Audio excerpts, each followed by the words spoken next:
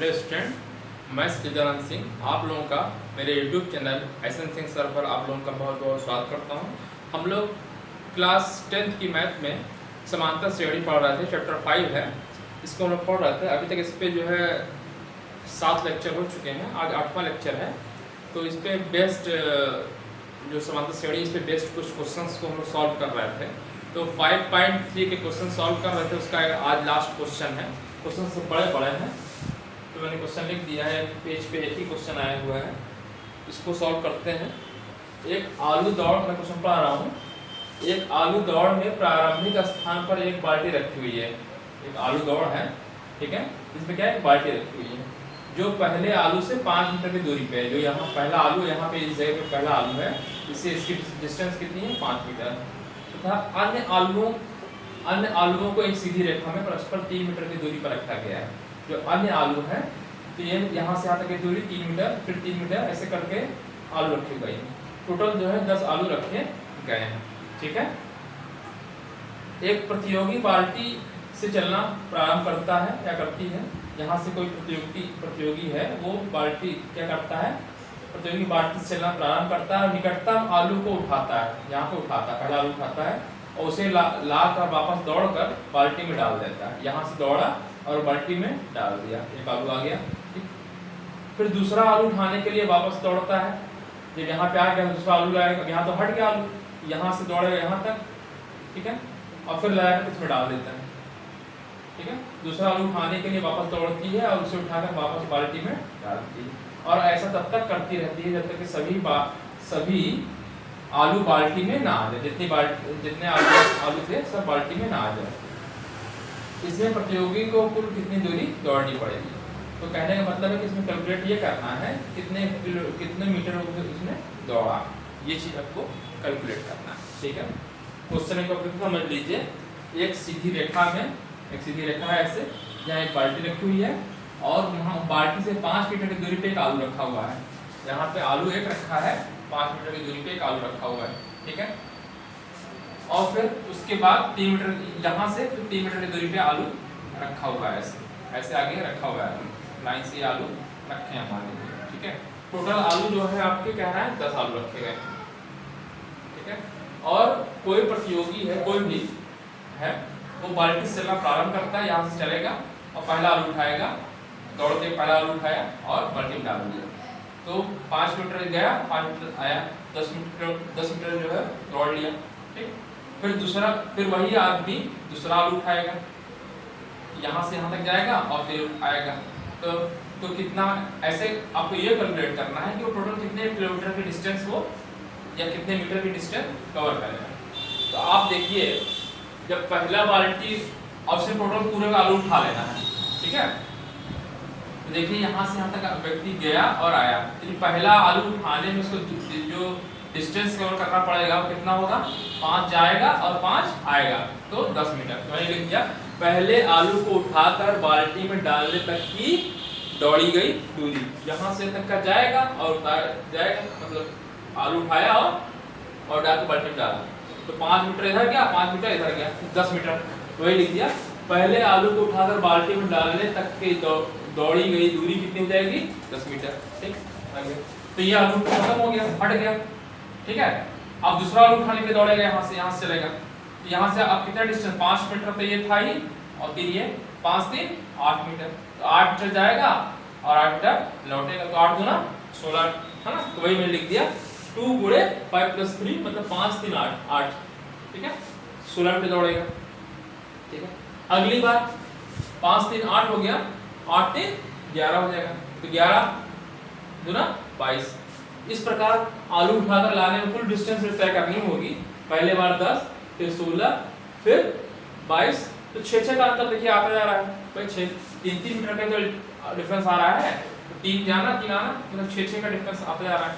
तो वही जो डिस्टेंस आएगा टोटल कितना आएगा, तो पहली बार 10, फिर 6 मीटर बढ़ रहा है, 3 जाना 3 आना, 6 बढ़ गया 16, फिर 6 आना बढ़ रहा है 22। इस तरीके से AB सीरीज बन रही है, ठीक है।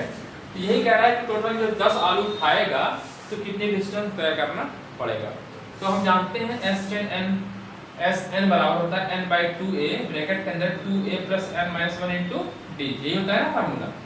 Sn = होता है n/2a ब्रैकेट के अंदर 2a + n-1 * d, ये होता है। उसने कहा है 10 आलू उठाना है, 10 आलू कर दिए, 10/2 हो गया, 2 a का मतलब कितना आलू पहला 10, डिस्टेंस कितना 10, 2a + n-1 * d, डिफरेंस कितना है 10, फिर 6 ऐसे करके तो 16 में से 10 घटाएंगे 6 आएगा। ठीक है, कैलकुलेट कर लेंगे टोटल, इसको जो डिस्टेंस तय करनी पड़ेगी 270 मीटर, यही आपका आंसर हो जाएगा। ठीक है, क्वेश्चन बस देखने में बड़ा है लेकिन है बहुत छोटा था क्वेश्चन। देखिए क्वेश्चन इतना बड़ा है और है बिल्कुल छोटा था। ठीक है, तो इसको मैंने यहाँ पे सॉल्व कर दिया। ठीक है, और संकेत भी दे रखा था यहाँ पे पहले से ही। ठीक है, आपको क्वेश्चन समझ में आ गया होगा, एक बार फिर से मैं समझा दे रहा हूँ। बस क्वेश्चन देखने में बड़ा है। देखिए एक सीधी रेखा है, इसमें आलू रखा हुआ है, एक किनारे साइड में बाल्टी रखी हुई है। कोई प्रतियोगी, अच्छा पहले आलू की डिस्टेंस जो है यहाँ से 5 मीटर है, उसके बाद 3-3 मीटर की दूरी पे आलू रखे गए हैं, टोटल 10 आलू रखे गया है। क्वेश्चन ये कह रहा है कि कोई व्यक्ति यहाँ से पहले आलू उठाया फिर यहाँ डाला, ठीक, फिर दूसरा आलू उठाया यहाँ से मतलब चला और फिर डाला, तो कितने किलोमीटर डिस्टेंस तय करेगा, कितने मीटर की डिस्टेंस तय करेगा। तो देखिए आप पहला आलू उठाने के लिए 5 मीटर यहाँ जाएगा, 5 मीटर यहाँ आएगा, 10 मीटर चला, तो वही मैं लिख दिया 2 × 5 10 मीटर हो गया। दूसरा आलू उठाया, दूसरा आलू के लिए 5 3 8 मीटर जाएगा और 8 मीटर लौटेगा। ठीक है, तो वही मैंने जोड़ दिया 5 3 8 × 2 16 हो गया। इसे तीसरा निकालेंगे तो कितना आएगा 5 3 8 और 3 11, भाई 5 3 8 3 11। ठीक है, 11 गुना 22 आ जाएगा, तो 22 चलेगा, फिर ऐसे 28। तो देखिए सब में 6 का डिफरेंस आ रहा है। ठीक है, तो ऐसे पूछ रहा है कि S10 10 आलू को उठाने में कितनी दूरी को तय करना पड़ेगा। 10 आलू को उठाने में तय करना पड़ेगा, जो चूंकि बन रही समांतर श्रेणी, तो समांतर श्रेणी के जो सम का योग होता है, योग क्या होता है S10 देखा n/2 2a प्लस ब्रैकेट के अंदर n-1 * d होता है, वैल्यू रख दिया आ जाएगा। ठीक है, इसके बाद एक्सरसाइज 5.4 के क्वेश्चंस को मैं यहाँ लिख रहा हूँ और उसको सॉल्व कराऊंगा। ठीक है,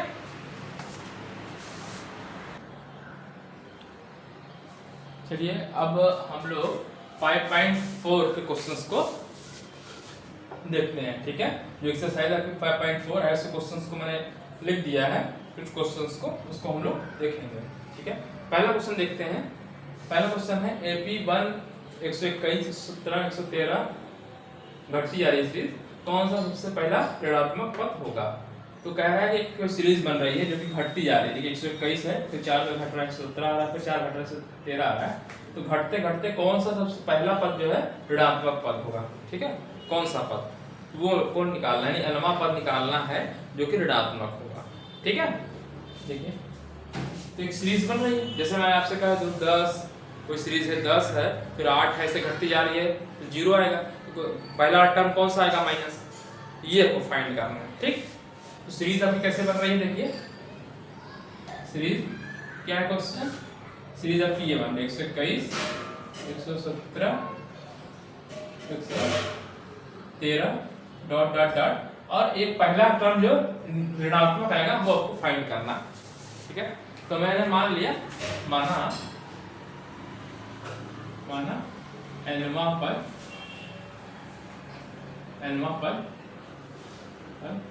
ऋणात्मक होगा। उसने पूछा है, ठीक है, कौन सा पद पहला, तो माना nवा पद ऋणात्मक होगा। ठीक है, जो पहला यहाँ लिख दिया पहला nवा पद, पहला nवा पद जो पहला आएगा ऋणात्मक पद। ठीक है, माना nवा पद ऋणात्मक हो, पहला nवा पद ऋणात्मक होगा। ठीक है, nवा पद। ठीक, तो आप जानते हैं Tn फार्मूला होता क्या वैसे, Tn = होता है a + n-1 * d होता है, यही होता है। तो ये पद जो Tnवा पद होगा वो ऋणात्मक होना चाहिए, अर्थात लेस देन 0। ऋणात्मक पद क्या होगा, 0 से ऊपर होती है पॉजिटिव होती है, 0 से होती है कम निगेटिव होती है। तो tnवा पद लिख दीजिए इसका। तो tnवा पद अगर इस चीज का लिखें nवा पद, तो पहला पद 121 है, 121 प्लस n-1, n हमको नहीं मालूम है, रहने देते हैं, इनटू d। 117 में 6 से 21 घटाएंगे -4 आएगा। ठीक, ये जो पद आना चाहिए tnवा पद, ये लेस देन क्या होना चाहिए, 0 होना चाहिए, ऋणात्मक होना चाहिए। ठीक है, देखिए क्वेश्चन देखिए, फिर से देखिए इसमें कौन सा पद ऋणात्मक होगा। तो tnवा पद का फार्मूला ये होता है, tn = a + n-1 * d होता है। तो जो ये वाला पद होना चाहिए, जो ये वैल्यू आनी चाहिए 0 से क्या आनी चाहिए, छोटी आनी चाहिए। तो वही हमको फाइंड करना है। ठीक है, घटती जा रही चीज ना। ठीक है, तो इसका कैलकुलेट कर लीजिए। 121 प्लस, अच्छा ये यहां से गुणा करेंगे तो -4n हो जाएगा। ठीक, और ये माइनस माइनस हो जाएगा +4, लेस देन 0। ठीक, अच्छा 75 कर देते हैं, यहाँ 121 हो गया, और देखिए 4 ये 5, 125। ठीक, लेस देन 4। जब ये माइनस इधर जाएगा तो पॉजिटिव हो जाएगा, +4n, यानी n की वैल्यू आई 125 बटे 4 इज लेस देन n। ठीक, इसका मतलब 4 से अगर आप भाग दें कितना आएगा, 4 × 12, 4 × 12, 4 × 4 पॉइंट समथिंग कुछ आएगा, तो वो भी निकाल देते हैं। चलिए 4 × 12 कट गया पूरा, 4 × 4 1 बचा। ठीक है, 4 का भाग दीजिए, इसे भाग देते हैं। ठीक है, तो 4 × 12, ठीक, 4 × 4 0.0, 4 दूना 8, ठीक, 2.05, मतलब 21.25 इज लेस देन n, या n की वैल्यू कह सकते हैं, n की वैल्यू 31.25 से बड़ी। मतलब चूंकि n क्या है, nवा पद मैंने माना है, तो nवा पद 31.1 से बड़ी, यानी मतलब इसके बाद वाला कौन सा ना, इसका मतलब अगर हम होल नंबर में लिखा जाए, पूर्णांक में लिखा जाए, दशमलव आया है, तो इसका मतलब n इज ग्रेटर देन 32, पूर्णांक है ना। तो n की जो वैल्यू होगी, पहला ऋणात्मक पद कौन सा आएगा, 32वां पद जो आएगा वो ऋणात्मक होगा। ये आपका आंसर हो गया। क्वेश्चन क्या है ना, इस एपी का प्रथम कहा गया, एपी का कौन सा पद सबसे पहला ऋणात्मक होगा, तो आंसर होगा 32वां पद सबसे पहले ऋणात्मक होगा। जो सीरीज लिखी हुई है, एपी का 32वां पद पहला ऋणात्मक होगा, है ना। कौन सा पद, तो 32वां पद सबसे पहला ऋणात्मक होगा, ये आंसर हो जाएगा। सबसे पहला ऋणात्मक पद होगा, ये ऋणात्मक पद होगा। ये कई बार कंपटीशंस में आया हुआ है, आईआईटी वगैरह में क्वेश्चन आया है, आईआईटी में क्वेश्चन आया हुआ है ये वाला, और ये टीएसटी का एग्जाम होता है उसके में भी ये आया हुआ है। ठीक है, तो ये आपका आंसर हो जाएगा। तो पहला इसका जो आएगा 32वां पद। ठीक है, तो ये आंसर हो गया इसका। बहुत इंपॉर्टेंट क्वेश्चन है, इस टाइप के क्वेश्चन कई बार आते हैं। ठीक है, और ये आया हुआ है कंपटीशन में, आईआईटी में तो कई बार क्वेश्चन आया हुआ है, आईआईटी आया है, पहले रुड़की का एग्जाम होता था उसमें भी क्वेश्चन आया हुआ है। चलिए नेक्स्ट क्वेश्चन देख लीजिए। तो इसका कितना आंसर आया था, जो भी आया था मिटा दिया मैंने।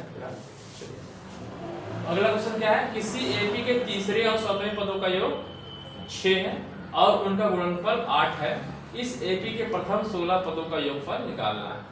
किसी एपी के तीसरे और सातवें पद, ठीक, तो तीसरा पद, किसी एपी का तीसरा पद T3 हो गया, तीसरे और सातवें पद T7 का योगफल कितना है, 6 दिया है। अच्छा, और उनका गुणनफल, और गुणनफल कितना दिया है, T3 into T7, ये कह रहा है 8 है। ठीक, तो इससे A और D निकल जाएगा। मान लीजिए पहला पद A मान लीजिए, और D, और जो डिफरेंस का D है, कौन डिफरेंस, तो A और D मिल जाए तो 16वां पद का निकाल दीजिए।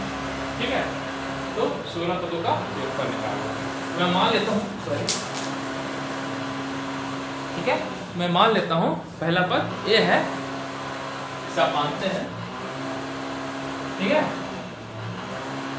पहला पंच बराबर ये, ठीक है, और डिफरेंस सार्वत्रिक जो मानते हैं डी है, अंतर डी, ठीक है, डी है मान लीजिए, ठीक है। तो क्या रखा था, तीसरे और चौथे पदों का योगफल 6 है।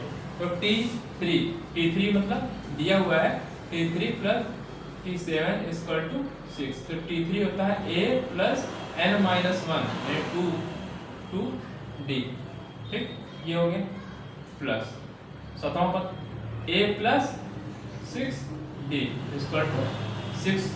सॉल्व कर लेते हैं, 2A plus 8D, 2A plus 8D equal to 6। और शॉर्ट करना चाहें तो इसको शॉर्ट में कर दिया जाए, दो कॉमन ले सकते हैं, A plus 4D equal to 6, ठीक है। किसी एक की वैल्यू निकाल करके दूसरे वाले रख देंगे तो हो सकता है, ठीक है। तो निकाल लीजिए किसी एक की वैल्यू, चलिए A वाला निकाल लेते हैं, 6 माइनस, ठीक है, 6 2 8, ठीक है, 4D का सही का फर्स्ट आउट।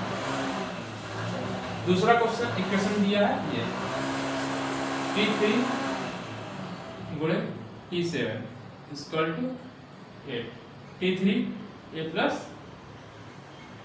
2D गुणे 7 A प्लस 6D, ठीक, इक्वल टू कितना 8, ये दिया, ठीक है। एक वैल्यू यहाँ से आप चाहे तो इसमें रख दीजिए, किसी एक में भी रख सकते हैं, ठीक है। तो एक वैल्यू मैं कर दूँ तो D की वैल्यू आ जाएगी, ठीक है। A बराबर मैं रख दे रहा हूँ फिलहाल यहाँ पे 6 माइनस 4D, ठीक है।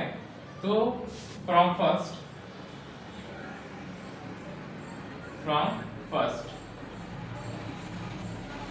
फर्स्ट एक से क्या होगा, A की वैल्यू रख दीजिए यहाँ पे, A बराबर 6 माइनस 4D प्लस 2D, ये आएगा गुणे एक जगह मैंने रखा है 6 minus 4D plus 6D equal to 8, ये ना। तो ये हो गया कितना, 6 माइनस 2D आ गया, 6 माइनस 2D आ गया गुणे यहाँ पे आपने किया तो 6 प्लस 2D आ जाएगा, 6 प्लस 2D बराबर 8, ये आएगा। अच्छा देखिए ये 36 हो गया माइनस A माइनस B और A प्लस B का होल स्क्वायर है 4D स्क्वायर बराबर कितना 8, ठीक है। 75 कर दिया जाए, ये इधर कर दे, ये इधर आ जाएगा, ठीक है। This implies 36 minus 8 equal to 4D square, ठीक। 36 में से 8 गया, कितना बचेगा 28 इक्वल टू 4D स्क्वायर 7 आएगा, ठीक है, 4 7 28, ठीक है। अगर कहीं गलती नहीं हो रही है तो आंसर सही आना चाहिए। फिर आप चेक कर लेता हूं एक बार, कहीं गलती ना हुई तो।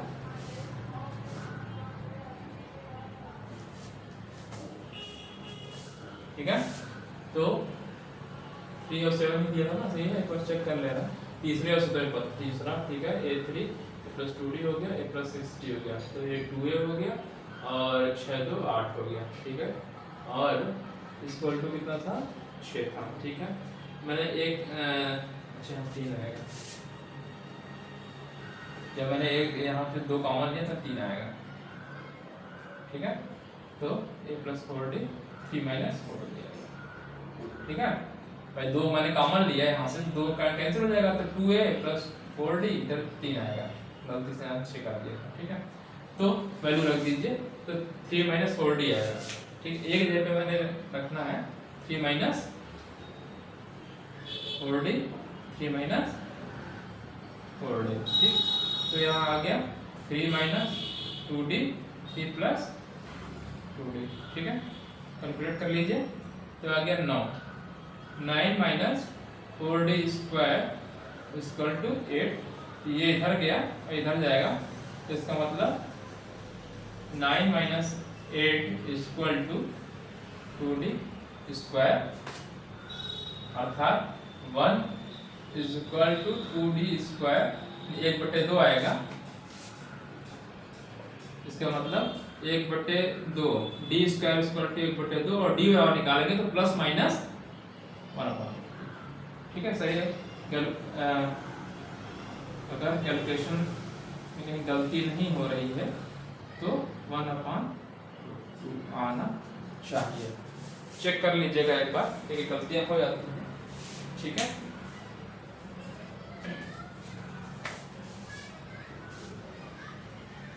करना 2 गुना 4, ठीक, 8 4d, फिर गलती करते रहे, देखो 4d स्क्वायर, ठीक, 4d स्क्वायर,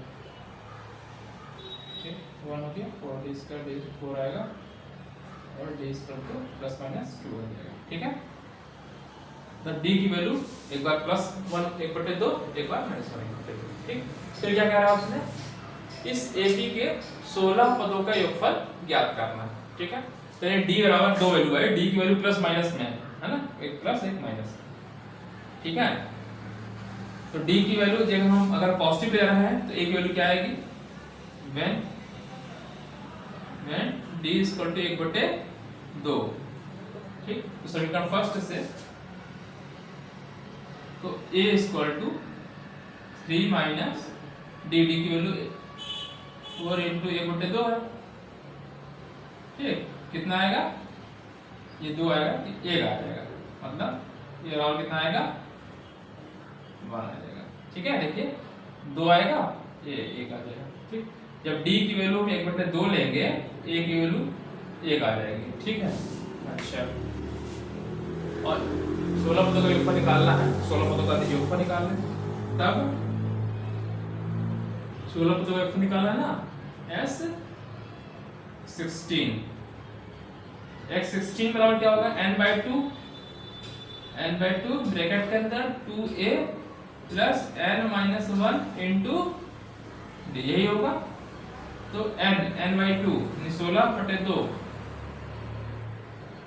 ठीक, 2a 2 गुणे 1 प्लस 16 में से गया 15 गुणे d, d की वैल्यू प्लस 1/2। ठीक, तो ये कितना जाएगा, 8, यहाँ पे आएगा 2 प्लस 15/2। ठीक है, 2 दूना 4, 2 दूना 4 19, 8 गुणे 19/2, तो ये 4, 19 चौक का 76 आ रहा है। मतलब जब d की वैल्यू 1/2 मैं चेक कर ले रहा हूँ, सॉल्व किया भी है, मिटा भी लेता हूँ। ठीक है, 76, ठीक है, सही आ रहा है। और जब d की वैल्यू नेगेटिव लेंगे तो ये कैंसिल तो ये हो जाएगा। ठीक, और when जब d इक्वल टू -1/2, जब d की वैल्यू पॉजिटिव होगी नेगेटिव होगी, तो नेगेटिव लेंगे अगर a की वैल्यू तो a बराबर क्या आएगा, a बराबर यहाँ पे रखिए समीकरण फर्स्ट से। ठीक है, यहाँ से a बराबर 3 - 4 इंटू d, d की वैल्यू कितनी है, -1, ये जुड़ जाएगा, तो 2 माइनस प्लस हो जाएगा, तो ये 5 आएगा, यानी इसका मतलब ये बराबर कितना आएगा, 5 आएगा। ठीक है, मैं रेड से मार्क भी कर दे रहा हूँ। देखिए when d बराबर ये लिया तो a की वैल्यू 1 आ गई, जब d बराबर अपने ये लिया, a की वैल्यू कितनी है, 5 है। ठीक है, तो x16 तो मैं इधर लगा दे रहा हूँ, इसके नीचे वाला सोचता कट जाए, तब s16 निकालना है, इधर मैं कर दे रहा हूँ। ठीक है, इसके बाद वाला पार्ट नीचे करते हैं। तब x16 n/2a ब्रैकेट के अंदर 2a प्लस n-1 इंटू यही होगा, n/2 16/2 हो जाएगा।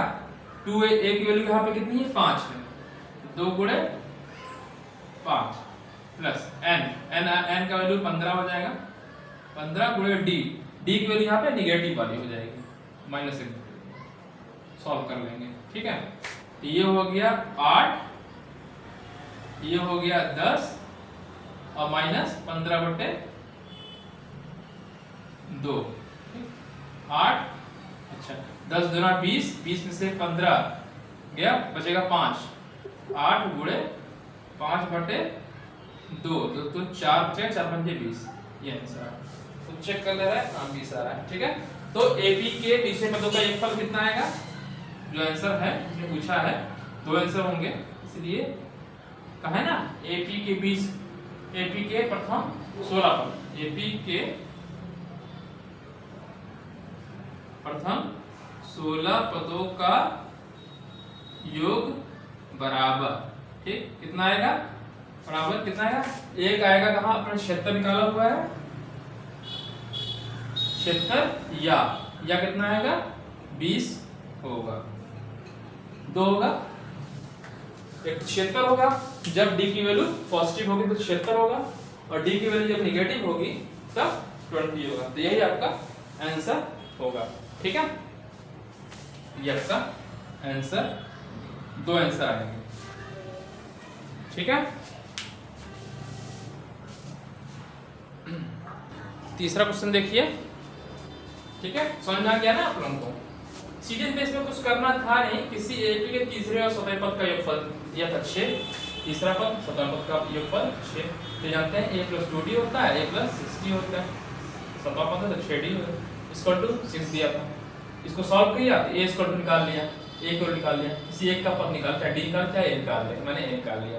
फिर दिया रखा था इसमें क्या, और उनका गुणनफल, तो तीसरा सतह का गुणनफल कितना दे रखा था, 8 दे रखा था, दे दिया था, ठीक है। तो इससे मैंने a की वैल्यू निकाल करके यहाँ पे रख दिया, तो a की वैल्यू यहाँ रख दिया, a की वैल्यू रख दिया, तो क्या होगा, इससे क्या होगा कि इससे आपकी d की 2 वैल्यू आई, d की वैल्यू आई प्लस और माइनस, जब पॉजिटिव लेंगे, धनात्मक लेंगे तो a की वैल्यू आएगी 1, ठीक है। तो इसमें पूछा था 16वें पद का योगफल, जब हमने जब a बराबर धनात्मक लिया, a की वैल्यू आई 1, तो a की वैल्यू समीकरण फर्स्ट से लिख दीजिएगा, समीकरण फर्स्ट से, तो समीकरण फर्स्ट से लिख लीजिए, फर्स्ट से a बराबर इतना, ठीक। और जब d बराबर इतना तो समीकरण फर्स्ट से a बराबर इतना आ गया, ठीक। तो जब a बराबर 5 है, ठीक, तो जब a बराबर 1 है और d बराबर 1/2 है, तो 1/16 निकाल लिया आपने, 76 आया। जब a d की वैल्यू आपकी -1/2 है, a की वैल्यू 5 आई, इससे आपने 16 पद निकाला, तो ये आया। तो एपी के 16 पदों का योगफल कितना आया, 76 आया या 20 होगा, ठीक। ये 2 यही आंसर आएगा भाई, जब डी की वैल्यू 1/2 थी तो अब 76 आ रहा था, और जब डी की वैल्यू निगेटिव आ रही थी तो ये होगा, ठीक है। तीसरा क्वेश्चन देखिए, मैं डाल रहा हूं,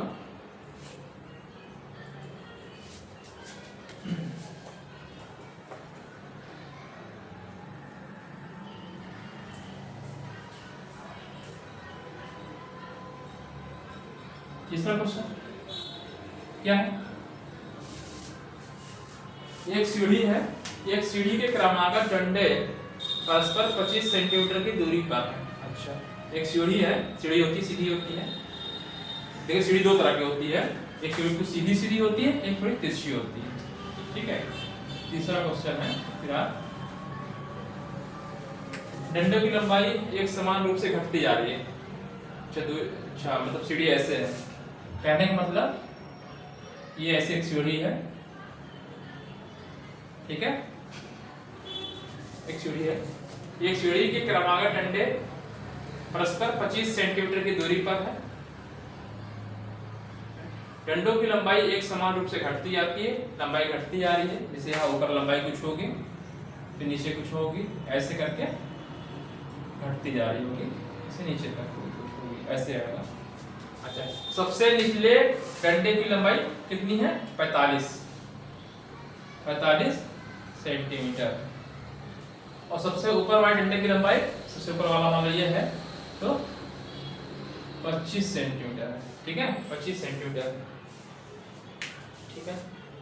यदि ऊपरी और निचले डंडे के बीच की दूरी, ऊपर वाला ये और नीचे वाला ये के बीच की दूरी, यहां से यहां तक का दूरी कितना कह रहा है,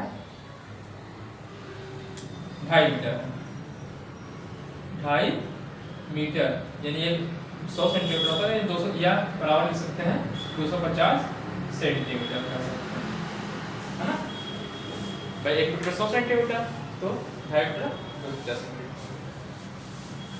ठीक है, ये क्या रखा है, और क्या क्या रखा है, एक सीढ़ी के क्रॉस अगर डंडे प्रसव की सेंटीमीटर दूरी पर डंडों की लंबाई समान रूप से घटती जाती है तथा सबसे निचले डंडे की लंबाई 27 सेंटीमीटर, सबसे ऊपर वाले डंडे की लंबाई 25 मीटर। यदि ऊपरी और निचले डंडे के बीच की दूरी इतनी है, डंडे बनाने के लिए लकड़ी की आवश्यकता, मतलब ये जो डंडा बना रहे हैं ये अंदर वाला, इसी कितनी लकड़ी की आवश्यकता होगी। अच्छा, समझ में आ रहा है, ठीक है।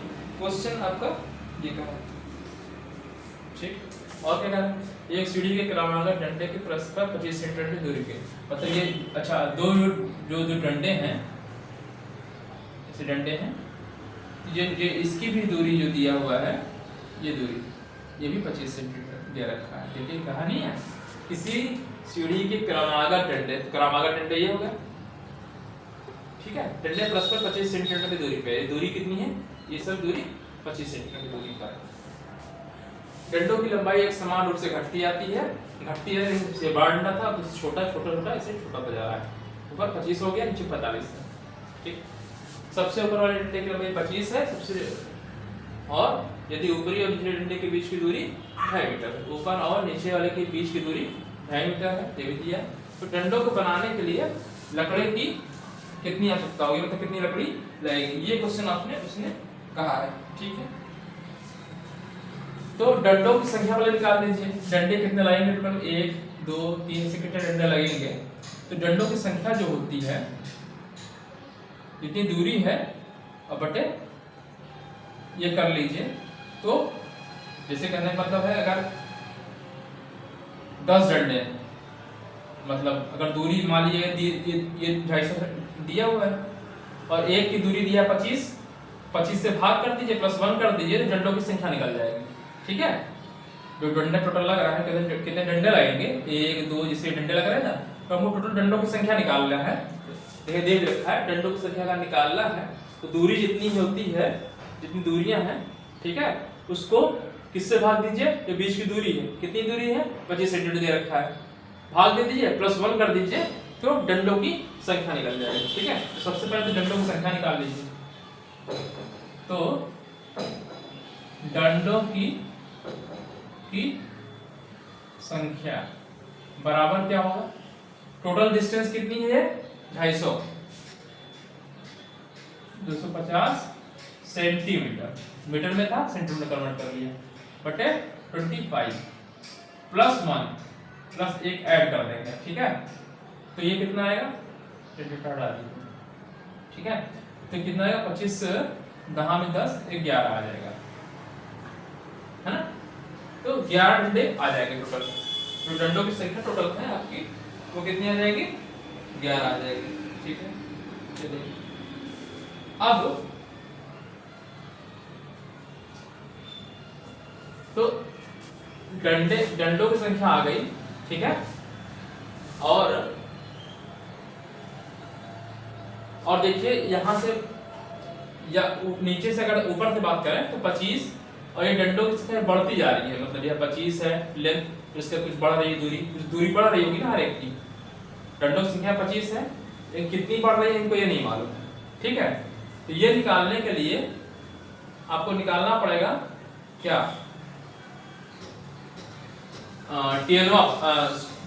इसको ऐसे कर सकते हैं, यहाँ पे डंडे की जो लंबाई है ये नीचे की तरफ बढ़नी चाहिए, है ना।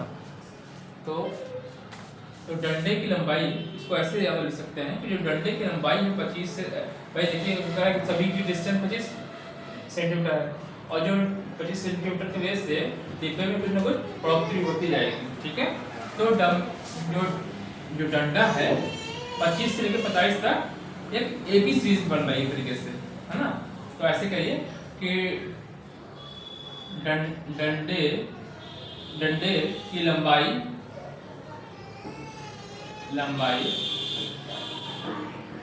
25 सेंटीमीटर से 45 सेंटीमीटर तक एपी बन रही है। क्या बनती है? एक एपी बन रही है कहने का मतलब कि यानी पहला पद ए है, पहला पद क्या है 25 है, लास्टवां पद यानी ए 11वां पद, 11 डंडों की संख्या 11 है, ए 11 T11 कह दीजिए, T11 45।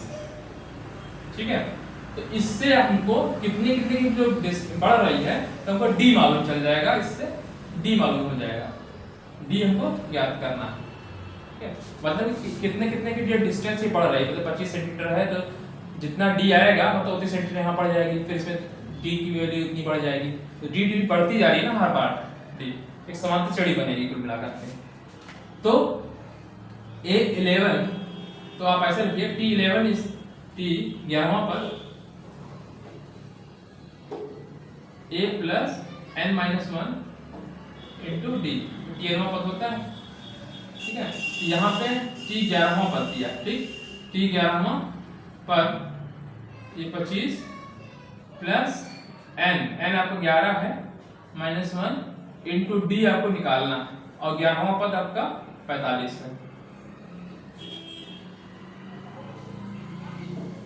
10 इंटू डी तो कितना आ जाएगा 20 आएगा, 20 इक्वल टू 10 डी, इससे आपको डी इक्वल टू 2, मतलब दो का इंक्रीमेंट बढ़ रहा है, मतलब जो अगर पहला 25 सेंटीमीटर है तो अगला जो डंडे की लंबाई होगी 2 सेंटीमीटर बढ़ जाएगी, 27 हो जाएगी, अगले डंडे की लंबाई होगी 2 सेंटीमीटर और जोड़ दीजिए 27 में 29 हो जाएगी, ऐसे करते करते कहां तक आएगी वो 45 तक आ जाएगी।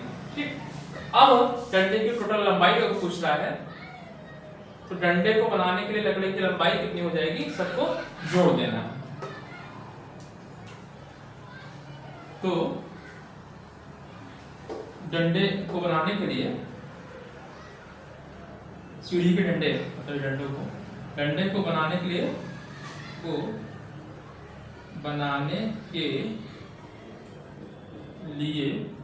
लकड़ी की कुल लंबाई सबको जोड़ दिया जाएगा। ठीक है, तो जोड़ लीजिए। ठीक है, S11 निकालना है। ठीक, n/2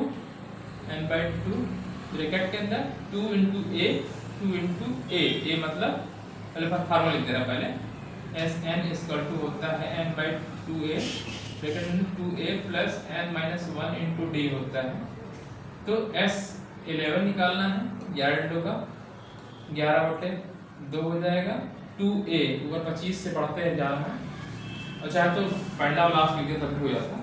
चलिए, तो 2 × 25 प्लस n माइनस 1 यानी n की वैल्यू 11 10 × d की वैल्यू है 2। ठीक है, तो आप कैलकुलेट कर लीजिए, देखिए 2 से यहाँ 2 काट सकते हैं, यहाँ से 2 से 2 काट सकते हैं, और चाहे तो कैलकुलेट कर लें इससे। चलिए, तो जिस 50 में अलग अलग कर लेगा 50 और प्लस 20 यानी 11 × 70/2। ठीक है, यहाँ कटेंगे तो 35 आ जाएगा, 35 × 11 करिए तो 11 × 75 का 5, ठीक 5 आता बचा, 33 और 33 3 38 385 सेंटीमीटर, मीटर में कन्वर्ट करेंगे 3.85 मीटर हो जाएगा। ठीक है, तो ये आपकी जो डंडे की लंबाई आ जाएगी टोटल। ठीक है, थोड़ा सा क्वेश्चन ट्रिकी है। ठीक है, देखिए फिर से देख लीजिए एक बार, समझाने की कोशिश करता हूँ। एक सीढ़ी है, सीढ़ी जो है सीधी नहीं होकर के होती ऐसे सीढ़ी। ठीक, और उसमें क्या कह रहा है कि ये जो सीढ़ी है सबसे ऊपर वाले से सीढ़ी की डंडे की जब लंबाई 25 है, सबसे नीचे वाले की 45 है। ठीक है, और सभी के जो डिस्टेंस है बीच बीच की 25 सेंटीमीटर की दूरी पे है। टोटल जो डिस्टेंस है यहाँ से सीढ़ी की ऊपर वाली डंडे से लेकर के नीचे तक की डिस्टेंस की जो दूरी है ये दिया है 2.5 मीटर अर्थात 250 सेंटीमीटर। तो हमको डंडे की लंबाई टोटल जो डंडे हैं वो निकालना है अगर, तो क्या करना होगा, टोटल डंडे की लंबाई जो निकालनी है, मतलब डंडे की संख्या 1 2 जो डंडे लगा रहे हैं कितने डंडे लगेंगे, तो इसको निकालने के लिए यहाँ से आगे की दूरी दिया कितना 250, ठीक है, और दूरी कितनी है 25, तो 25 से भाग दे दीजिए, +1 कर दीजिए, तो डंडे की संख्या मालूम चल जाएगी। तो वही मैंने निकाल दिया डंडों की संख्या क्या होगी, जो डिस्टेंस है कितनी 250 है और बीच की दूरी कितनी है 25, 25 से भाग दे दिया +1 जोड़ दिया, इससे 11 डंडे आ गए। टोटल कितने आ गए 11 डंडे आ गए। अच्छा जो डंडे हैं तो वो देखिए डंडे एक बराबर दूरी में बढ़ रहे हैं, जो डंडे हैं तो जो पहले यहाँ तक सीधी लाइन का खींच दें तो डंडा पहले इतना था, फिर थोड़ा बढ़ रहा है, थोड़ा बढ़ रहा है, ऐसे बढ़ रहा है, तो जो डंडे बढ़ रहे हैं 25 से यहाँ तक ये AP सीरीज में बढ़ते हैं, बढ़ेंगे, ठीक है। डंडे की लंबाई 25 सेंटीमीटर से लेकर के यहाँ 45 तक जो बढ़ रहा है वो AP बन रही है, AP बनती है, ठीक है। तो A आपका क्या है 25 है और लास्ट वाला कितना है 45 है, ठीक। इससे हमको बीच का डिफरेंस मालूम चल जाएगा कितनी कितनी की, ये बढ़ रही है ये D, तो ये D जो निकाल लिया यहाँ से D निकाल लेंगे, Tn = A + n - 1 to D, T11 = इतना होता है, इससे हमने D निकाले 2 आ गया, ठीक है। तो D निकल गया। अब आपने पूछा डंडों की लंबाई कितनी होगी, तो हमको क्या करना होगा, S टोटल डंडे हैं 11 है तो S11 हो जाएगा, जो लंबाई होगी S11 हो जाएगी। तो S11 = n/2a ब्रैकेट के अंदर 2a + n - 1 * D, ठीक है, वैल्यू रख देंगे आ जाएगा आंसर, ठीक है। 385 सेंटीमीटर टोटल डिस्टेंस आ जाएगी क्या सेंटीमीटर की, ये आपकी डंडों की लंबाई, या इसको आप ऐसे लिख सकते हैं 3.85 मीटर, ठीक है, ये आपका आंसर हो जाएगा।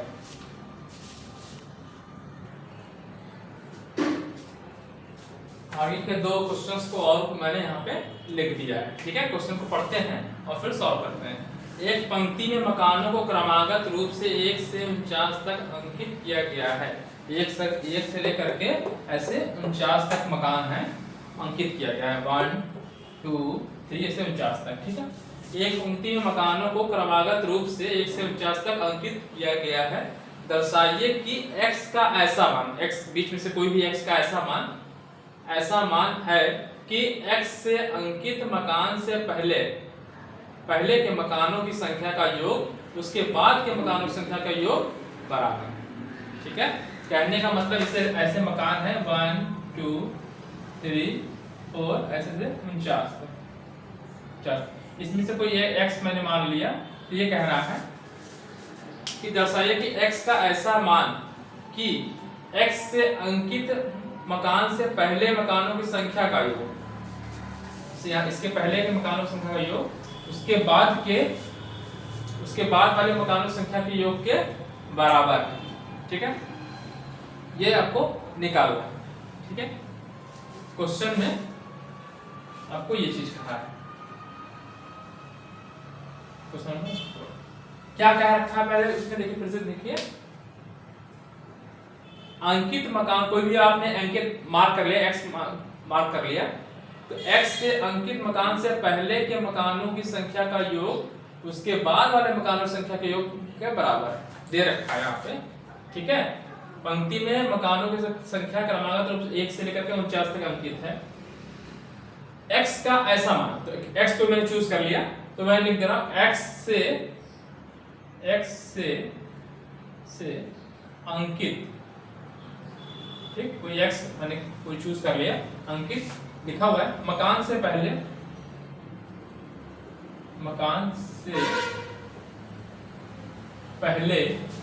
के मकानों की संख्या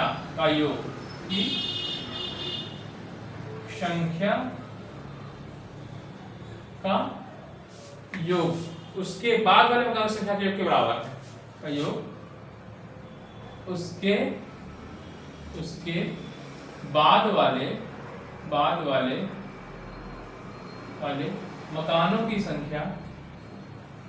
मकानों की कि संख्या के योग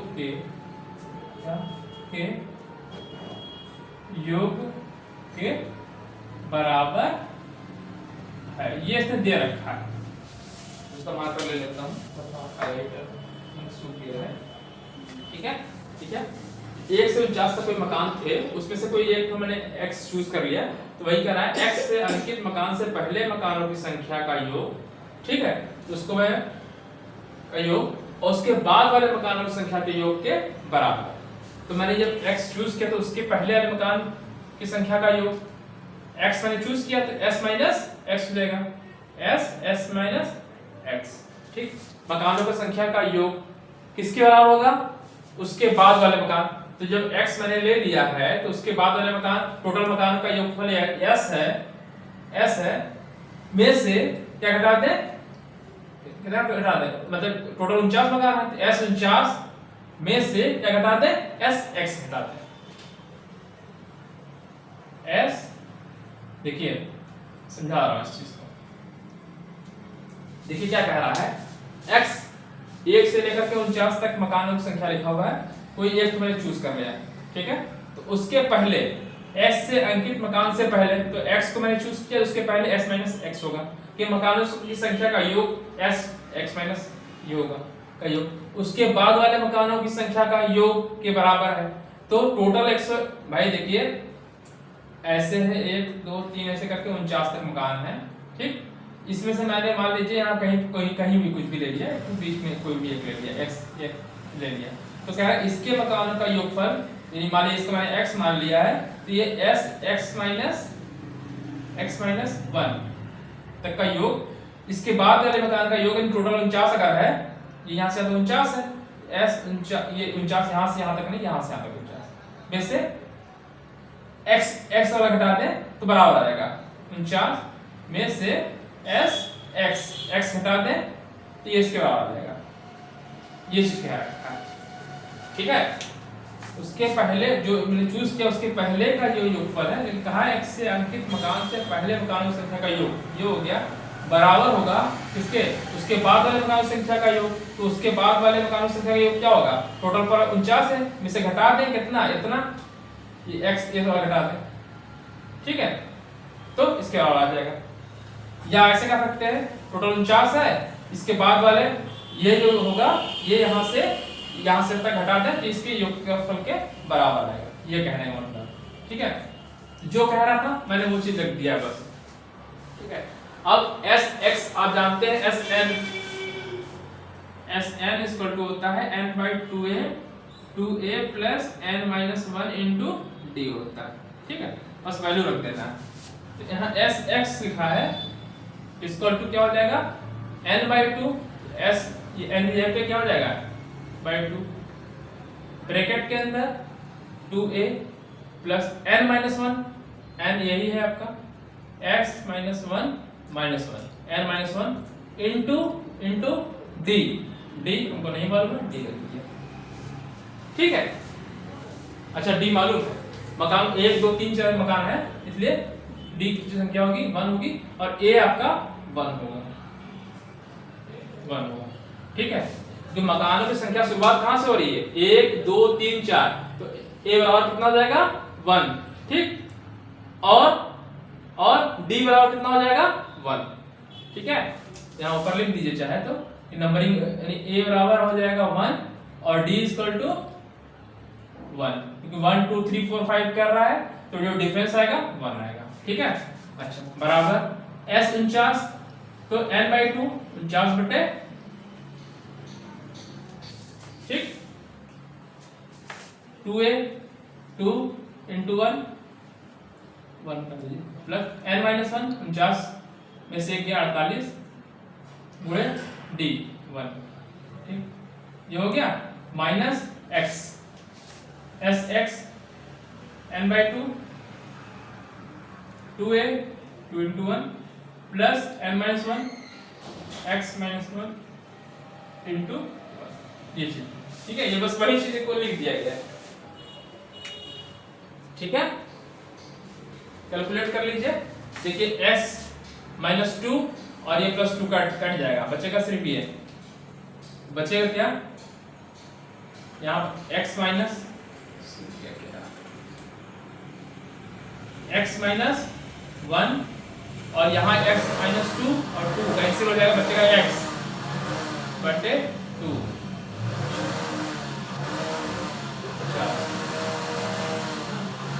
48 तो 50 25 50 गुणे 25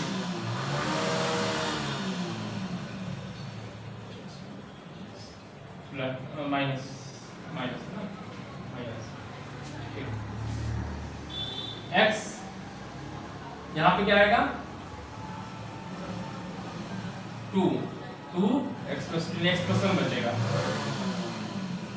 1/2, ठीक है। तो चाहे तो इसे आप पूरा लिख सकते हैं, दो काट देंगे ना।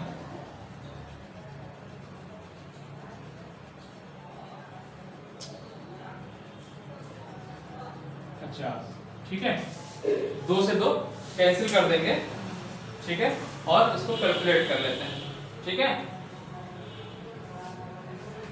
तो 2 कैंसिल हो जाएगा चारों से, यहाँ पे आएगा, अगर इसको हम गुणा कर दें तो यहाँ पे आएगा x² माइनस x, 2 तो कैंसिल हो गया यहाँ पे 2 का। अच्छा इसे गुणा कर लीजिए, 5 9 45 का 5 जीरो रहेगा ही, 4 बचेगा, 4 5 का 20 4 24। अच्छा माइनस x² और माइनस x,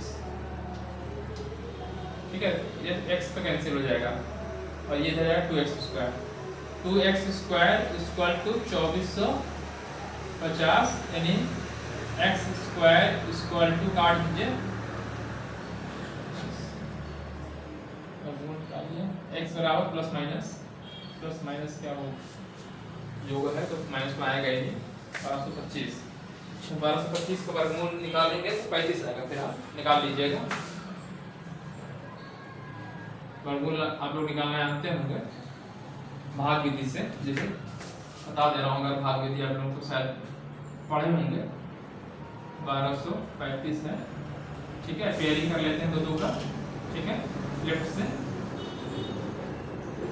4 है, 2 का पेयर बन जाएगा, ठीक है। तो 3 3 9 3 3 9 3 9 इसके जोड़ लेते हैं, 3 3 9 है ना, कितना बचा 3 3 5 बार जाएगा, 5 यहाँ 5 गुणा कर लीजिए, 5 तो 25 का 5 2 और 5 30 कितना गई, 25 का 5 2 बचा, 5 30 तो यहाँ 3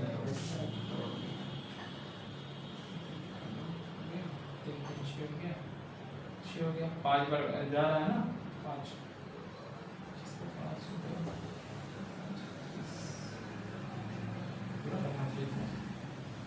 25 आएगा, कुछ करना चाहिए 325 कैंसिल हो जाएगा, 35 से वर्गमूल 35 आएगा, ये आंसर हो गया, ठीक है। थोड़ा सा क्वेश्चन कठिन है, ठीक है, देखिएगा, प्रत्येक बार समझाने की कोशिश करता हूँ कि क्वेश्चन कठिन है। एक पंक्ति में मकानों को क्रमागत रूप से 1 से 49 तक अंकित किया गया है।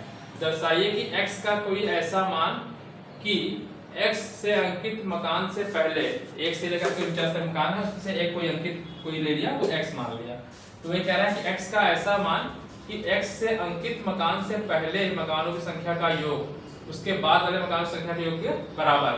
जो मैं x मैंने मान लिया तो उसके पहले x - 1 सम आएगा, ठीक है, x से अंकित मकान से पहले मकानों की संख्या का योग x - 1 होगा, उसके बाद वाले मकानों की संख्या के योग के बराबर, तो उसके बाद वाले क्या होगा, टोटल 49 है, में से x माना था तो x वाला घटा दें तो इसके बराबर आएगा, ठीक है। इसी को कैलकुलेट कर लेना है, यहाँ पे वैल्यू निकाल देना है, ठीक है। बस यही इक्वेशन बन रहा है, इसी इक्वेशन को सॉल्व करके x की वैल्यू निकाल दी, ठीक है। पांचवा क्वेश्चन देखिए, मैं इसका सॉल्यूशन लिख दे रहा हूँ फिर समझाता हूँ, ठीक है। इसको पहले आप इसको देख लीजिए, ठीक है।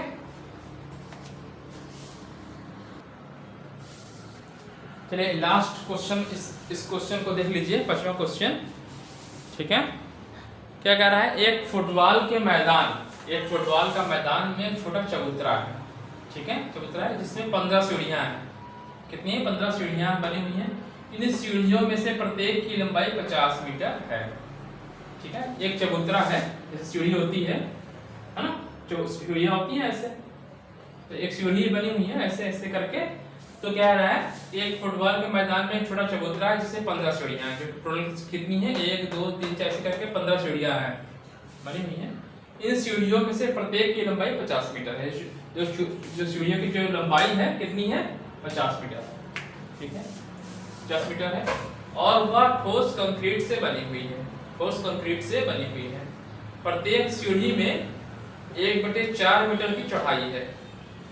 1/4 मीटर की, इसे चढ़ते हैं ना, चढ़ते हैं फिर ऐसे होगा, फिर चढ़ते हैं फिर ऐसे होगा सीढ़ी, है ना। तो वही कह रहा है कि 1/4 मीटर की चढ़ाई है और 1/4 आधा मीटर की क्या है? फैलाव है। ठीक है, सीढ़ी ऐसे रहती है, ऐसे चढ़ते हैं, ऐसे देखिए ऐसे दिखता है, ऐसे फिर ऐसे होता है। तो कहने का मतलब कि जो यहाँ से यहाँ तक की जो दूरी है, ऊंचाई ये कितनी है? 1/4 मीटर। ठीक है, और जो ये फैला हुआ है, सीढ़ी ऐसे रहती है फिर ऐसे रहती है, तो ये जो ये फैलाव है ये कितना है? 2 मीटर ये है। ठीक है, मतलब यहाँ से यहाँ तक की दूरी ये है। ठीक है, और जो लंबाई पूरी वहां से तक है वो कितनी है? 50 मीटर। ठीक है, कहने का मतलब देखिए सीढ़ी ऐसे होगी, जैसे मान लीजिए ऐसे होगी। ठीक है, फिर दूसरी सीढ़ी इसके ऊपर रखी होगी, ऐसे होगी। दूसरी कोई एक और बॉक्स ले लेते हैं, ये मान लीजिए ये है, ऐसे होगी। तो ये देखिए, ठीक है, तो ये तो लंबाई पूरी 50 मीटर हो गई, पूरी लंबाई 50 मीटर हो गई। ठीक, और जो ऊंचाई है ये 1/4 मीटर है। ये ऊंचाई 1/4 मीटर है। ठीक है, ठीक है, और ये जो आपकी ये चौड़ाई यहाँ से यहाँ तक की, यहाँ से लेकर के यहाँ तक, ये कितनी है? आधा मीटर। तो आयतन पूछ रहा है, कंक्रीट बनाने को आयतन कितना लगेगा। ठीक है, आयतन कितना लगेगा। तो अब आयतन निकालना होता है तो लंबाई गुणे चौड़ाई गुणे ऊंचाई, 3 चीज होती है आयतन निकालने के लिए। लंबाई गुणे चौड़ाई गुणे ऊंचाई होती है। तो लंबाई तो पूरी 50 मीटर है यहाँ से यहाँ तक। ठीक है, 50 तो सब में गुणा ही होगा।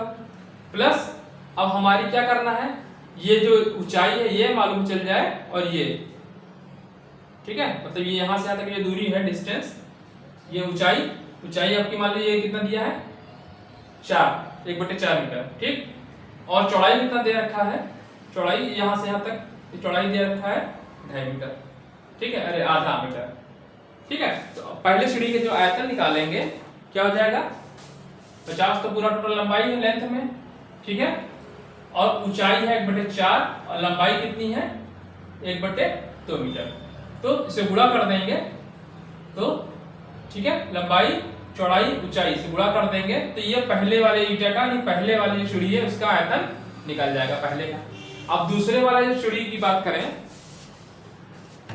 कैसे देखिए इस फिगर को, ये सीढ़ी बन गई, एक सीढ़ी बन गई, तो एक सीढ़ी का आयतन हमने निकाल लिया इतना, यहाँ से लेकर के अगर इसे कट कर दें तो यहाँ तक का पूरा कंक्रीट का आयतन निकल गया।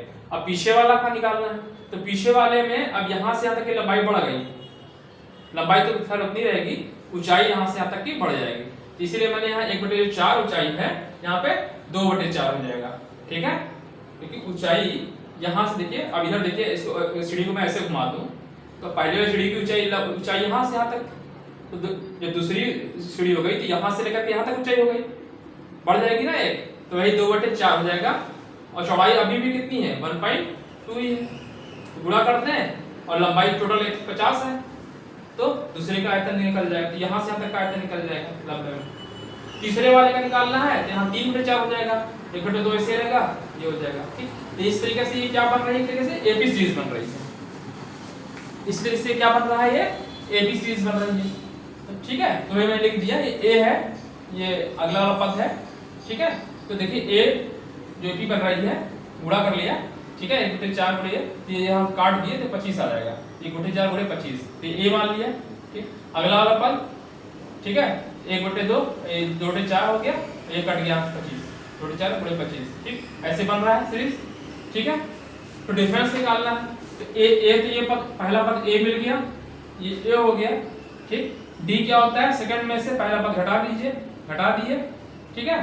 तो 1/4 गुणे 25 आ जाएगा, ठीक है। घटाएंगे इसमें से 1/4 गुणे 25 आ जाएगा।